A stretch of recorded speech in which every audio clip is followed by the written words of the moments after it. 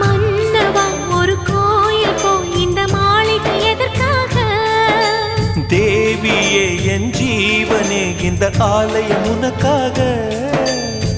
வானில் ஒரு புயல் மழை வந்தால் அழகே என்னை எங்கனம் காப்பாய். கண்ணே உன்னை என் கண்ணில் வைத்து இமைகள் எனும் கதவுகள் அடைப்பேன். சத்தியமாகுமா?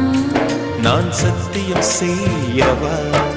தொடு தொடுவெனவே வானவில் என்னை தூரத்தில் அழைக்கின்ற நேரம். Uva,